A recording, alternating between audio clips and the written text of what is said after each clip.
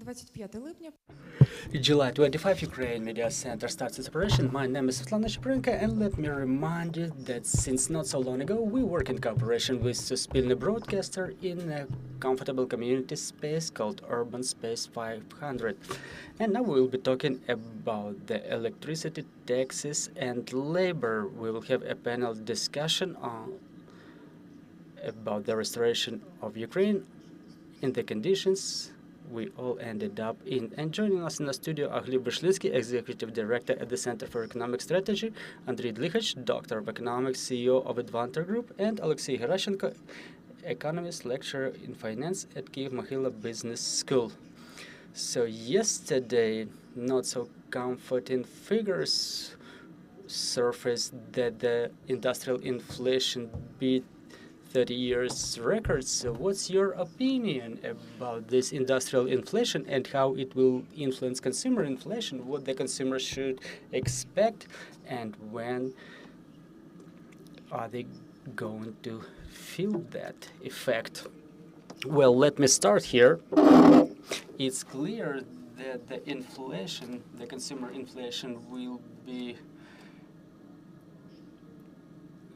growing in terms of its pace. The NBU was forecasting it when the consumer prices growth was stopped during the martial law implementation, and later this pace will grow up to 8% per year, and it looks like the figure will be even bigger, because in the same way as the last year, we've accumulated a number of factors that were suppressing the growth of prices. First of all, it was a uniquely extensive harvest of crops that we usually export. The grain crops that are used both in internal market and are exported. But at the same time, there was quite a large harvest of vegetables. We also see that this wave of heat that we were observing within almost a month, and that is not still over even in the southern regions, that it resulted in the loss of harvest, significant loss of harvest of both grain crops, fruit, and vegetables. First of all, the vegetables, by the way, and it's not even related to any industrial factors. It's one of the factors that was not depending on any activities of the government. Just like last year we were lucky with the harvest, and this year not so much. But at the same time, there are other factors that push the prices up. And the most obvious, again, is the heat combined with the strikes of Russia on the power grid of Ukraine the last spring. It overlapped with the scheduled maintenance in the nuclear power plants that resulted in businesses spending growth, and it reflected in industrial inflation. We will see it reflected in consumer inflation too. Well, it reflected in the growth of spending for covering the demand for electric power, and in the same way it resulted in fall of manufacturing by those businesses who didn't see it economically efficient working off generators. And another two factors that unfortunately continue pressing the prices, pushing them up, is the demand for workforce, the misbalance of demand and supply that results in growth of salaries, respectively the expenses for the businesses that again push the prices up, and devaluation of hryvnia, both against hryvnia and even more against, most against dollar and even more against euro. And in my opinion, 8% is quite an optimistic forecast for the time being. National Bank is supposed to come up with a new resolution on the interest rate on the discount rate and semi-annual economic forecast. So I think it's more reasonable to expect such visible growth of prices, increase of the inflation forecast, and I think the task for the government and for the national bank will be to suppress this inflation in order to prevent the development of this spiraling inflation, unlike it was happening during the first month of the full-scale invasion. Well, I fully agree with what Hlib has said. I just want to add a couple of things in figures. It's wonderful that we started paying more inflation to the industrial inflation, because previously in Ukraine the index of consumer prices was considered to be the key indicator. Basically, another thing I want to say that we continue being import dependent, and in the consumer basket the import accounts for minor fraction. However, they account for major fraction of the raw materials for industry that increases the prices of materials for Ukrainian manufacturers. Again, further on, another thing, just one thing that I cannot agree is that it was the effect of natural factors that influenced the prices. Also, many agricultural manufacturers were investing less in a conditional hectare. We were keeping track of it in more territories. They invested less in seeds, in fertilizers, and due to mining, obviously, they reduced the amount, the area of the sowing land. And before the full-scale invasion, the load of industrial facilities was about 75%. By the end of this year, it fell by 45%, and due to the problems with electricity, it fell again down to 38%, and by winter, it's expected to fall to 35%. So less load on industrial facilities produces all those negative factors with spiraling inflation, spiraling industrial inflation, and the growth of prices. We will be back to workforce, but two factors more influence it. Before the full-scale invasion, 92% of the vacancies in the businesses were filled. For the time being, this indicator is 74%. Again, the growth of prices for the workforce pushes the inflation too, and this process is only going to intensify.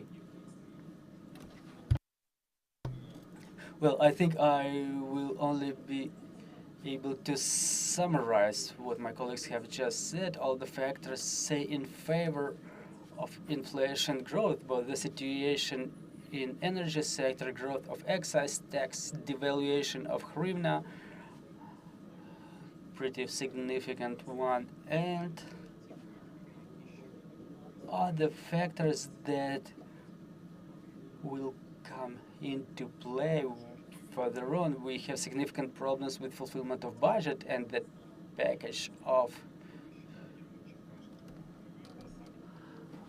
measures that will be suggested shortly, such as tax hike and growth of government borrowing, it will be included in the prices that the consumers will see in autumn and winter. This is why the current inflation forecast is not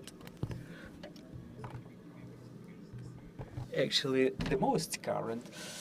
And like Liv said, we will see some changes to it, and those trends for increasing inflation will be preserved not only by the end of this year, but in the beginning of the next year too.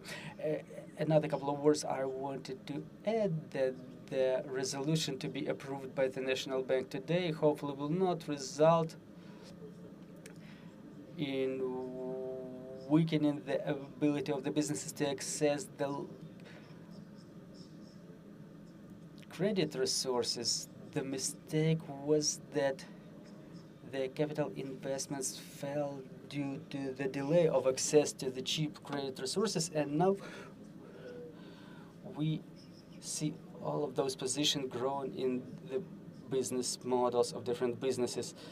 The government really plans to increase some taxes shortly. In your opinion, is it a timely resolution, and will it really help to renew the economy?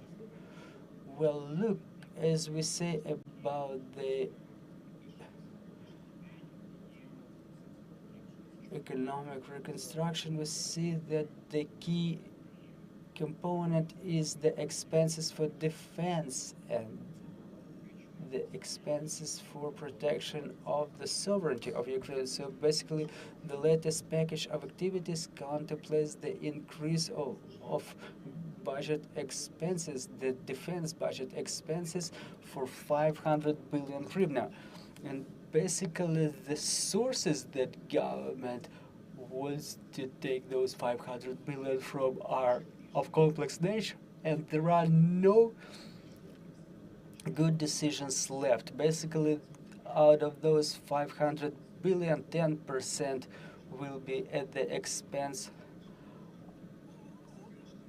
of the government expenditures cut, and the rest of them is the increase of tax proceeds plus borrowings.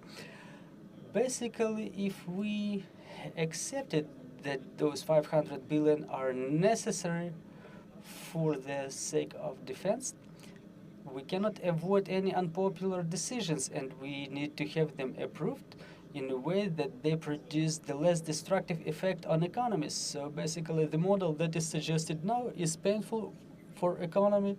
There are significant remarks to it, but no matter which model would be approved, it will contemplate the increase of the tax pressure.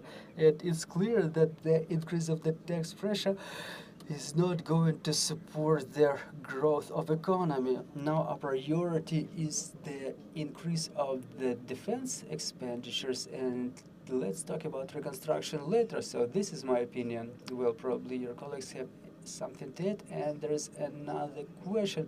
Basically, this tax pressure is going to increase year to year. Well, if that's not obvious, but what I'm trying to say is that now Ukraine almost completely depends on the foreign financial resources, and such resources will be waning year to year, but we hope the economy will be growing.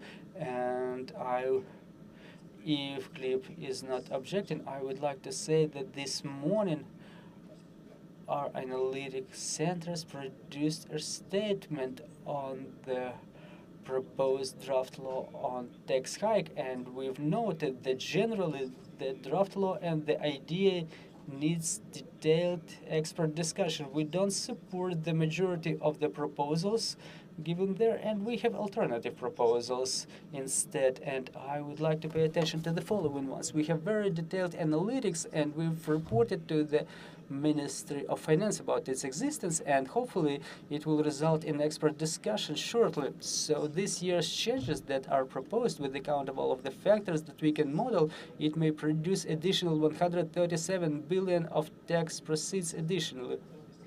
For the next year, this figure will grow to 320 billion instead of those hundreds that the Ministry of Finance is growing. We need to take into account the shadow business complications for businesses, and first of all, it relates to such tax as a turnover tax that is in contradiction with anything that we can mention. European standards, the reason of the business model, the complication of administering of businesses on part of the government, which results in corruption, growth of cost of administering, and so on and so forth. So we have alternative. Let's not forget it. And the key idea we need to strive to is the economic growth that allows us to get more proceeds for the budget rather than the activities that are aimed at squeezing everything from the cow. You cannot kill the businesses just for the sake of getting 500 billion right now. So what are the alternatives? Let me remind you that, yes, there are tax alternatives that result in increase of possible proceeds. And talking about the tax hike, in our opinion, it should be related to the taxes for property. Then it should be excise tax. It can be increase of VAT as a timely measure, but definitely not the imposition or growth of labor taxes. Also, we insist on change of administrating of VAT and changes of the tax service itself that would result in decrease of pressure on businesses, radical change of the customs. It was already proposed and it sits in the parliament for 1 year. Then it's the economic booking that provides 165 billion additional to the budget. And then we have to discuss all our spending on the law enforcement and the way we use those resources in terms of their efficiently.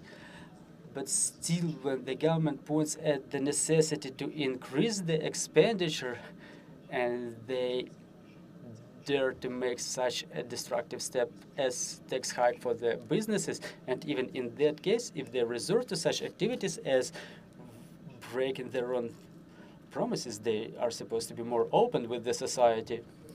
Well, thank you. I fully support what Andrii has said. We've joined this appeal. I think that appeal of a number of organizations is the reflection of different positions that are brought to common denominators. So what are the principal things? I agree with Oleksii that, in fact, the task number one is to ensure our defense capability, and our opinion is that this financial necessity is really existing. We need to use different measures, including the economic booking that Andrii has mentioned, that may result in increase of tax proceeds through legalization of labor. But if the government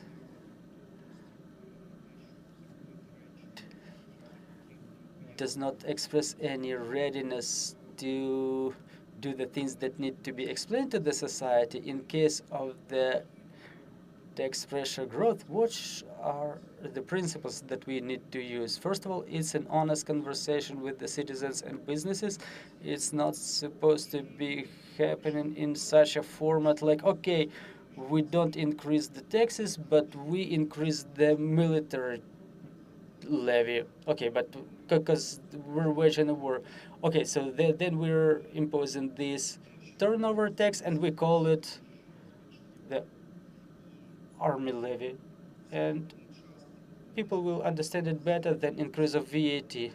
So when you base your opinion on your own thinking rather than your ability to communicate things to the society, it weakens you and it weakens the country, because first of all we need to see some obvious things. For example, why this turnover tax is bad?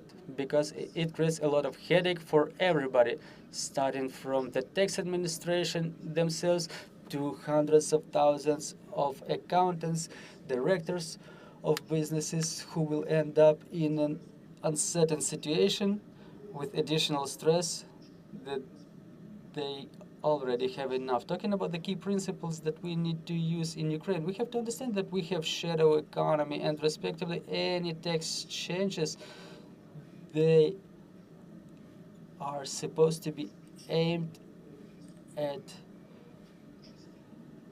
increase of tax pressure on the shadow economy and reduction of tax pressure over the white businesses, so to say. And unfortunately, what was suggested by this government draft law is the blow to the white businesses, and why we say that the best of the worst case scenarios is the increase of VAT, because it's the least complicated. We just change the figure, but nothing changes in administration.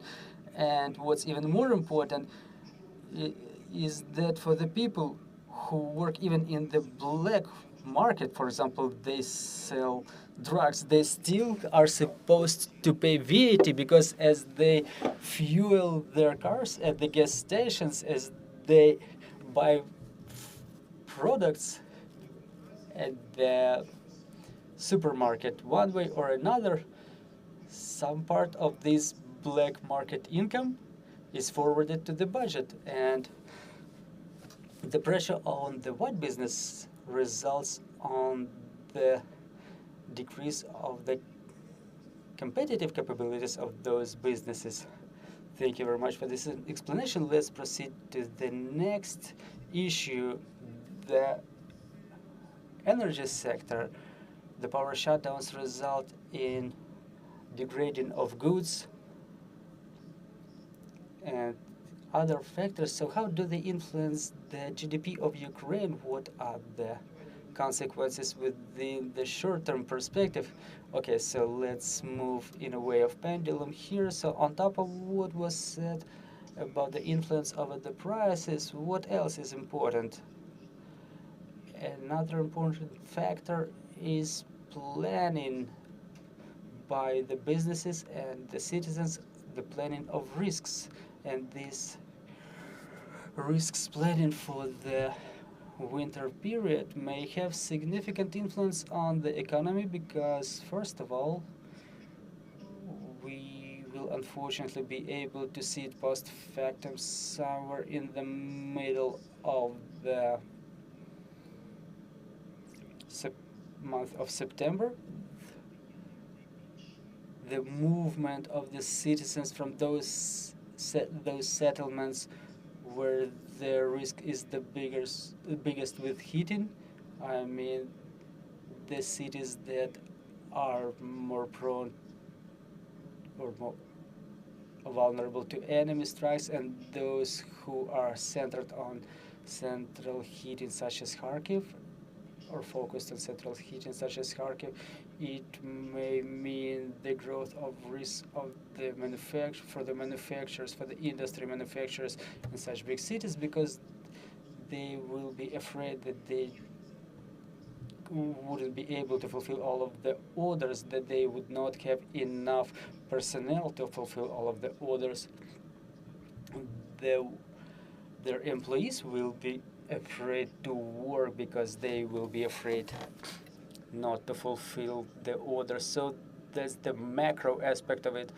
And another factor is the resilience that we were able to witness within these almost 2.5 years of war, the readiness to accept the risks. So this is what I would like to mention in terms of attempts to predict how it will influence the economy. And talking about the direct influence, Andrii probably has some figures exactly. I have some right here. So again, the power shutdowns will result in reduction of the industrial facilities load. 10% more. Only 17% of the industries or the businesses report that they are ready for power shutdowns.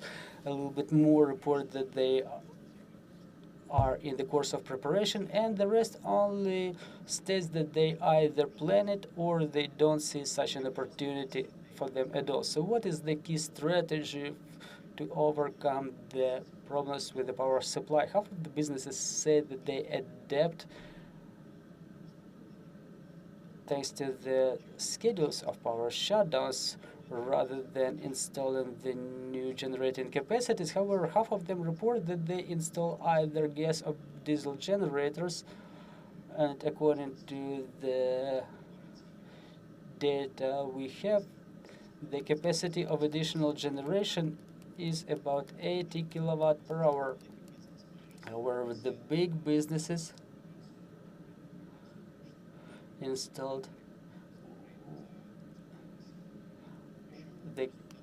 or are importing the capacity about 150 kilowatts with the help of gas turbine and gas piston plants. So the majority of the businesses say that they cannot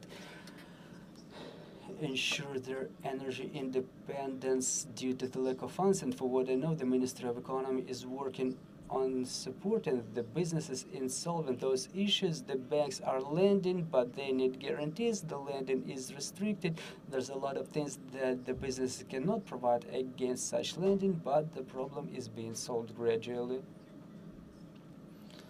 Well, I would like to add, first of all, that really the situation in the energy sector is difficult, and now we may observe, within the next couple of months, we will be able to observe such a phenomenon when situation improves, just thanks to the fact that some of the reactors of nuclear power plants are already through their scheduled maintenance, and it's important to communicate what's on, because the statistics shows that the consumption of electric power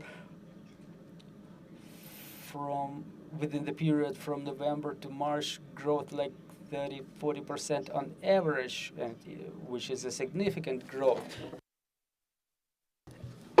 And again, those problems that we have now, like Andrii mentioned, is the availability of financial resources on side of the businesses that makes them able to invest in generators. And here we see another problem, because the big generators for big companies, big businesses, no one is going to import them if they're not sure such generators would be sold. So basically, a company may want to get a loan for such a generator, and an importer who imports this generator, they need confidence that this generator will be bought from them. No one is going to import a generator worth of 200 or 300 kilowatts without being confident it would be bought.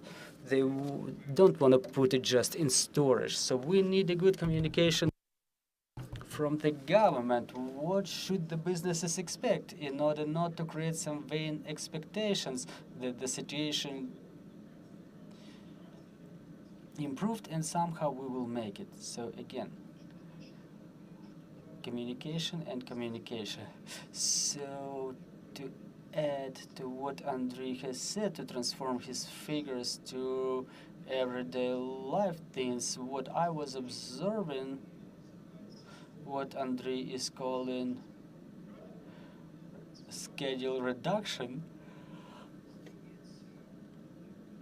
in my opinion, for some of the businesses, COVID turned out to be a purgatory, but it was mostly related to those businesses whose operations were restricted. So this winter, I guess, is going to kill a lot of weaker businesses. Obviously, with sectoral specifics, those who have more need in energetics, they will feel it more difficult. But even talking about some small businesses, even in retail that we keep observing on a daily basis living in Ukraine, it's visible that this lack of funding means that businesses are around zero in terms of return, even before the big power shutdowns. They just don't have that money, they work less, it makes them work without profit, and most likely it will eventually kill them. Well, Hlib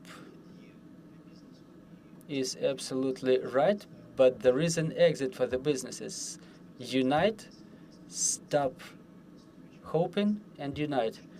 Clusterize the manufacturing facilities. It allows you to scale things up and to reduce the net cost. We're in discussion with the National Bank. Well, not directly, because National Bank is not quite open to discussion. And we discussed the unfreezing of lending for the businesses. 579 should be scaled up for all of the country because we have a structural misbalance of credit resources. The National Bank looks at the average indicators, and the average indicators show that the businesses have residues, which means businesses don't need money, they don't come to the banks for loans. But the situation is different. We have, for example, agrarians who invested less in land this year, and there is business like machine construction that have a lot of loans already. They need additional funding, but they don't have additional resources to pledge as collateral, for example, against the additional lending. So we need to make a branch analysis, an industry analysis, and we need to identify those who are in need of financial resources to redesign those programs. Mr. Andrii, I would like to get back to your previous statement. You just mentioned that one of the solutions is to get the businesses united to use the existing manufacturing facilities. Do you observe any such processes already happening? Well, we are in the process of analysis of value chains. We've analyzed 30 of them. There is, like furniture industry, or for example, construction of module buildings and other spheres where the clusters have already emerged. Formally, we have 300 clusters. Only dozens of them are active. Also, out of hundreds of official industrial parks, maybe a dozen is real, but this practice works. It allows saving significantly. There is no other solution for our country. We discuss a lot with the Ministry of Economy that we lose to the Europeans due to the scale. We cannot launch a lot of industries in Ukraine only because they are oriented at internal demand that significantly contracted, that does not allow to have efficient manufacturing.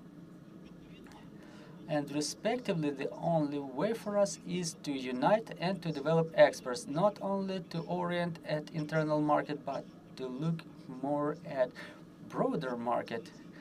And again, to develop the industry inside, we need financial resources.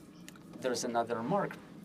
Well, I would like to continue what Hlib has started to say. In modern conditions, the businesses are most likely to find solutions. I mean, the businesses are always able to find more efficient solutions because those who work on the brink, they have risks to fail to find resources for capital investments, for example, and definitely they will be looking for such solutions through unification, but in that case they need the most reliable information possible, because you may be able to find those funds, you may be able to find the resources, but again, it's all time that influences the financial indicators too. Stabilization and reconstruction of economy is impossible without qualified workforce. That's another issue. A lot of qualified specialists left the country. A lot of them were mobilized, and this process is underway. So what should we do about it? In what way the situation influences the economic growth, and how will it further reflect on our economic growth, our economic goals? How can it put the Ukrainian economy back on the hard rail? Well, the situation in the labor market is really difficult. In some specialties, in some professions, it's really difficult to find people. And in my opinion, it's important to ruin the myth about the economic book, and that it economically transforms the war into the war for the poor. It's like the rest can be bailed out. On top of being an economist, I'm an active financial director, and when my company obtained the status of critical company, the first ones they started booking were the drivers of the cargo trucks who drive around the country. And now we end up in a situation when it's impossible to find a driver. They are being stopped all around Ukraine and drafted. So in many companies, they talk about booking of those employees who are critical for the businesses, and it completely contradicts the idea that this status is identified by the financial conditions. So the businesses will pick those professions thanks to which they continue functioning. Like for logistics businesses, they may be supply technicians. For some, they may be turners or plumbers. So those things are supposed to be communicated to the society too, because the chaotic mobilization also influences the economy in a negative way. Well, thank you, Oleksii. First of all, I would like to say that even in Work.ua and Robota.ua, they've demonstrated in the Congress of Veterans Union and Business Unions, they demonstrated the figures that witnessed that even 1 year ago, there was a lot of resumes per one vacancy, and the vacancy was filled in average within 2 weeks. Now, there are half a resume per one vacancy. That's the statistics of Work.ua and Robota.ua. So what do we see in the businesses? Right, 26% of vacant positions. Yes, there is the significant complication with filling of vacancies of the working personnel. 50% of the companies are facing this problem. Talking about the office personnel, such problem amounts to 26% because it's easier to replace the employees there, like with the elderly, with the women. And talking about the working specialties, yes, the women get retrained as cargo truck drivers, but those are single cases. A lot of companies are now uniting to have the women retrained for such professions, but again, it's mostly an exclusion. It's a very rare case. Again, the business is going in shadow. The example that surprises me, the construction sector. Now, for example, the welders are not officially employed. They either work in shadow or work in the nights or work as a private entrepreneur. So basically, construction sector suffers not so much from the absence of demand or financial resources, but rather from the physical inability to construct. Yes, it's the consequence not only of mobilization, because mobilization of 200,000 men per year that we see according to the application is less than 5% of the mobilization potential, less than 5%. So basically not the mobilization itself is a risk, but the fears related to mobilization that resulted in the fact that men don't get employed, they hide, they try to find ways to leave the country, and the businesses come to labor contracts. Yes, some businesses can do it. They can employ the people who left Ukraine. Yesterday, during a meeting with the directors, I was told an interesting case. The bank sends that they hire the employees abroad. They send them laptops over there, and I joked that Ukraine becomes a net exporter of laptops. So we're going into the shadow, but we always counter it. Let's de-shadow the economy. We have 35% of salaries in the shadow, so let's transform our tax system in such a way. Let's continue the mobilization in such a way that we would de-shade the economy. People stop being afraid of mobilization. People will be prone to motivated recruiting, but again, nobody counts those figures. We've only made that model. So the businesses donate about 200 billion hryvnia per year.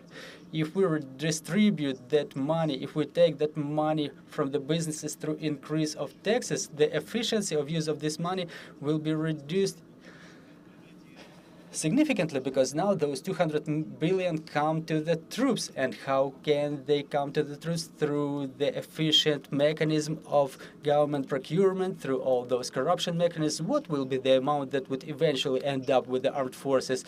Are we supposed to destroy the businesses like this? Are we supposed to destroy our defense capability like this? And on top of this, in this way that we operate now, we get additional 200 billion, and we can implement the efficient, motivated mobilization through recruiting using that funds. Now the president says about 16 brigades who have no weapons. Those brigades, those are the people who already are removed from businesses. They don't create GDP, they don't pay taxes, but they already consume the government resources through the increase of government expenditure. To what extent was it efficient to use those people for the economy, for the defense capability? Probably we need to think better about whom we can arm. How efficient do we use the law enforcement agencies? I'm sure every single spectator say that they have commanders, some friends in the troops. They said they come to the recruiting stations, and we complain that the battalions are 30–40% staff, but we don't pick people from those who are mobilized. Why does it happen? So due to low motivation, low qualification, and so on and so forth. So we have to rethink all this system radically. And this emotional factor that we want to highlight, that the justice is about the social good, and social good is the defense capability, and the defense capability is influenced by such factors as for example, reasonable command, masterful command, and not just the amount of mobilized personnel. Russia has better mobilization potential than us, and we need to be more efficient. We need to have engineers that are capable of developing counter electronic intelligence capability. We need working economy for that. Economy capable of generating taxes that are so much needed for mobilization and modernization of the army. I want to confirm, I agree with every single word Andrii has just said. He put it very correctly. I just want to add about the women. Andrii's recommendations are great, and in reality, those pictures, I had this experience this week. Within the last 7 days, I had 3 foreign journalists asking me, and I think that they were asking the same question from my colleagues. So, okay, replacement of men with women, because everybody has those images of London of 1942 with women driving buses, working in the factories, but the difference is that women had nowhere to go.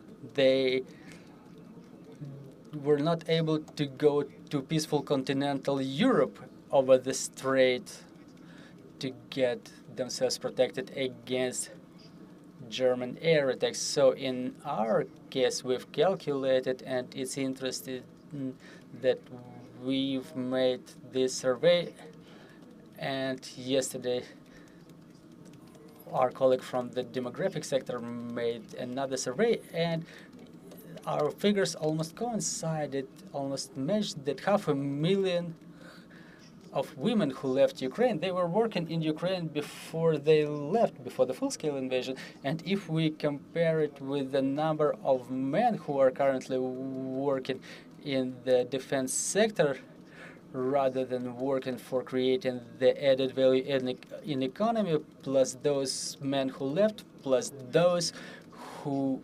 unfortunately perished or lost their working capacity amount to that figure, that number of women who left. So it's not like we've lost that male potential and we will retrain the women to work instead of them. No, we're not going to solve this issue like this.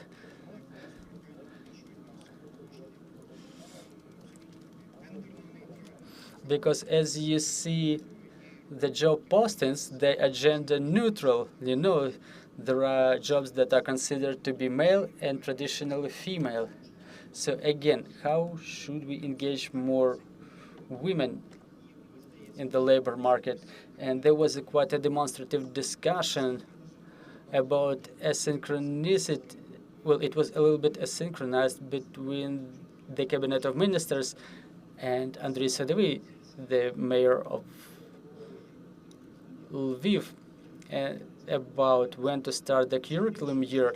And the opinion of the mayor, who is a father, it was based on the fact that children are supposed to get normal education. But what he's boasting is that all of the schools are equipped with the bomb shelters.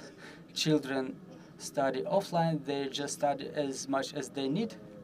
And in this regard, their moms can work easily and calmly without getting distracted for their kids. Meanwhile, in other cities where there is less, the kindergartens, the schools are not equipped with the bomb shelters, and the moms are supposed to sit with their kids, which is not efficient for the economy, because in the kindergarten there is this amount of employees for this number of kids. It was a problem even before the war, but now it's not paid so much attention, and respectively, in cases where the mayors pay attention to this issue, there is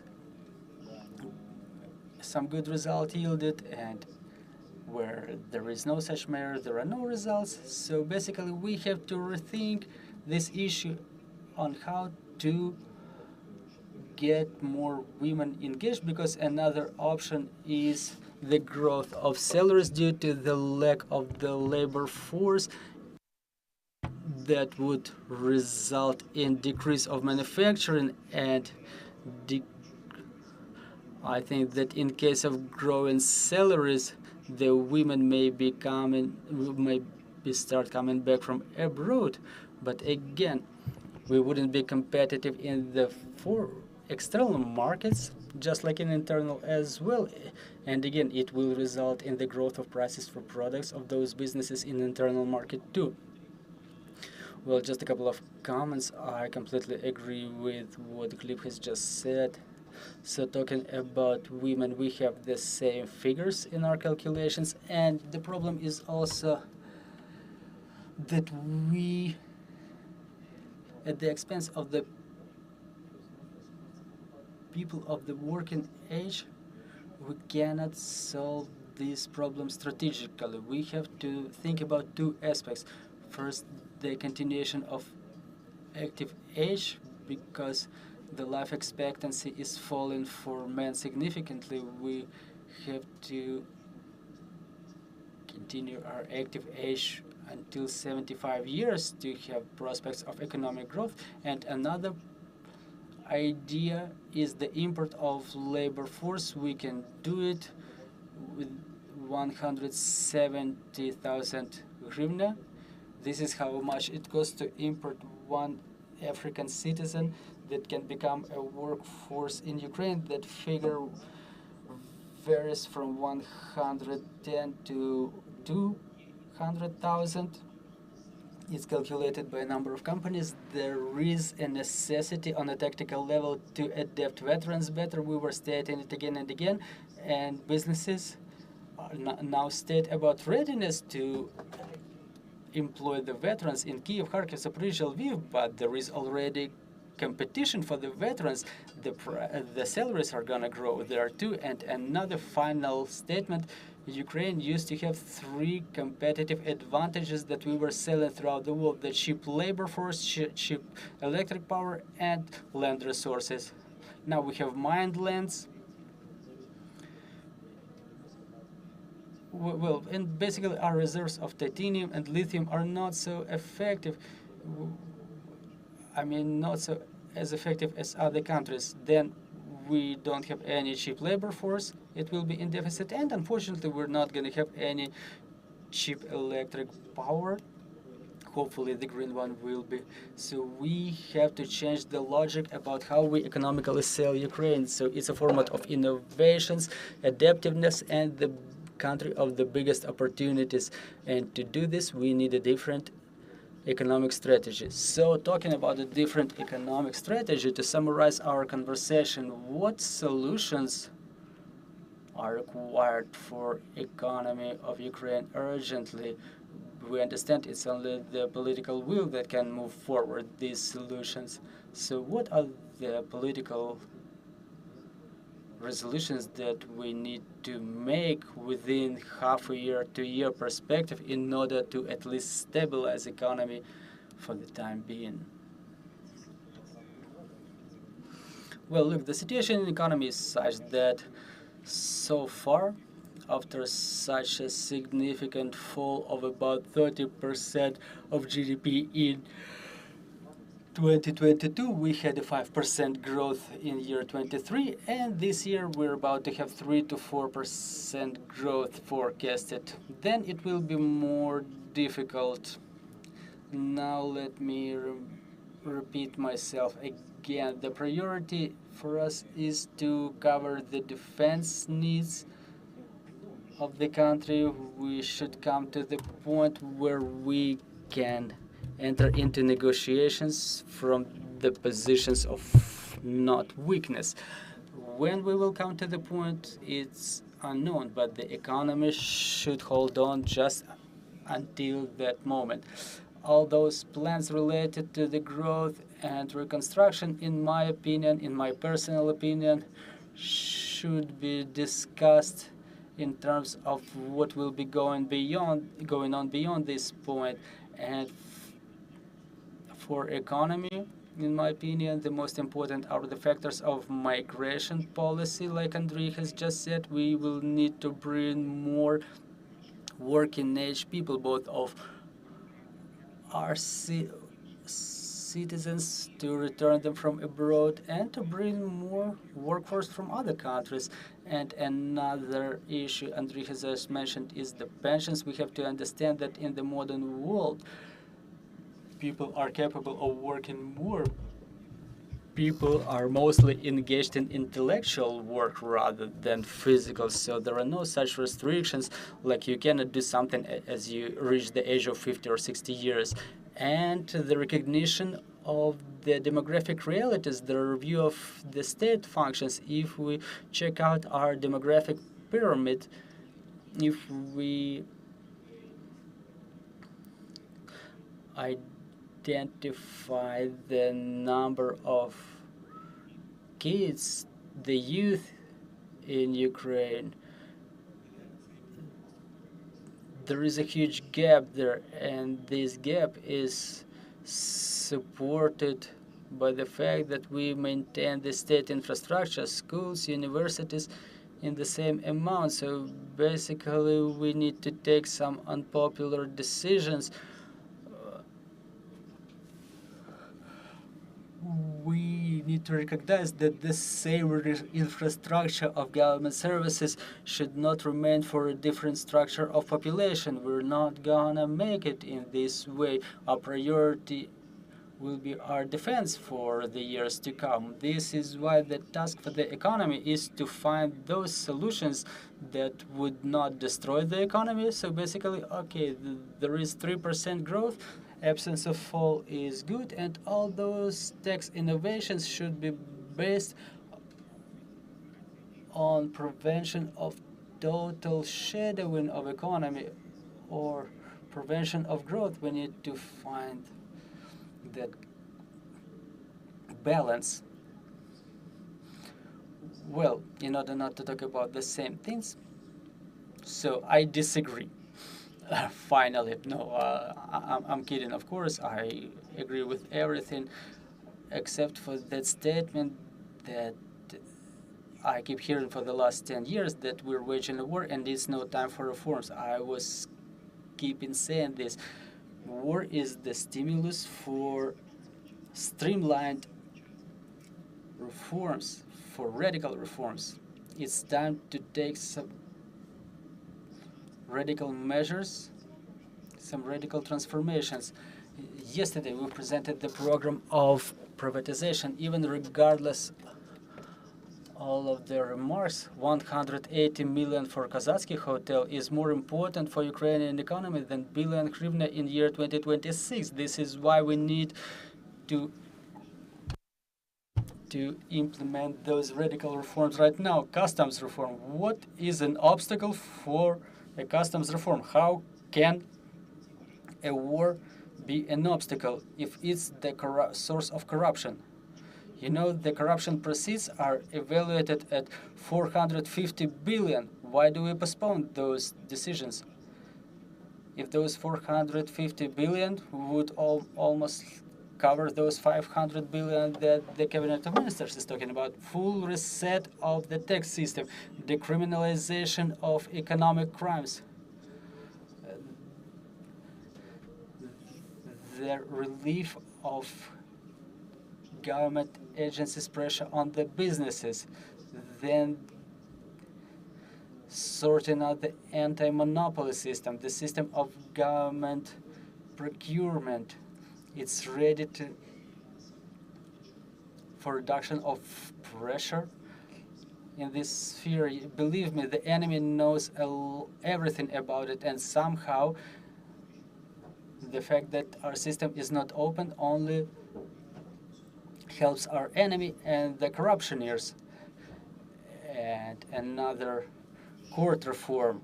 We make one step forward and two steps back, and war is no justification for holding those reforms back.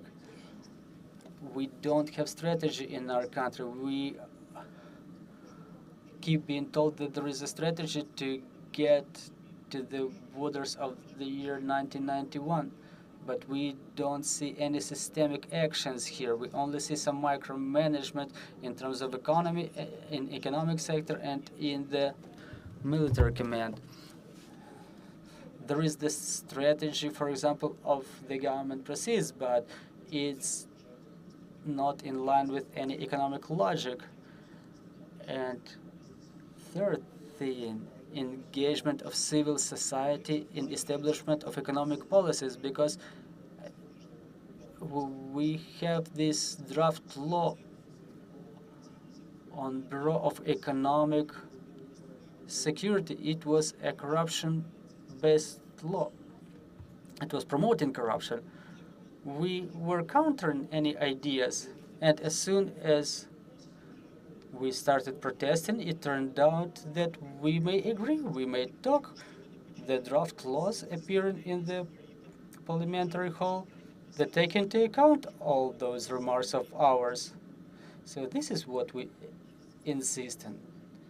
In the dialogue, Mr. Hlib, so the final words are yours. So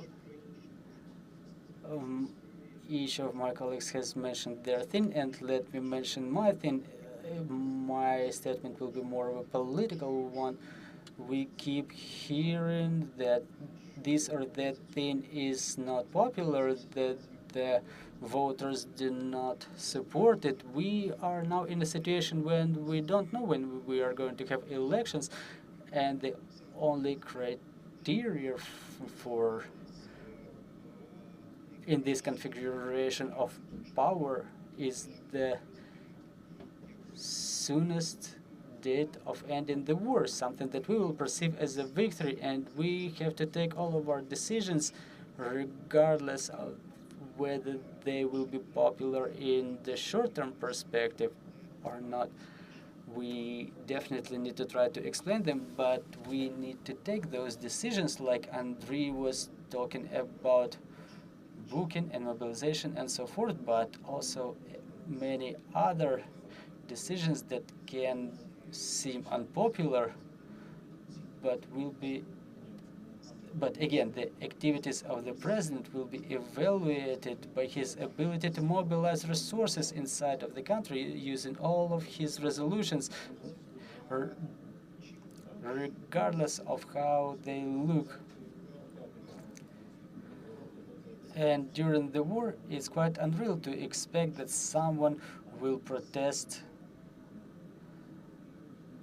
or to the point of attempt to overthrow the government, you know?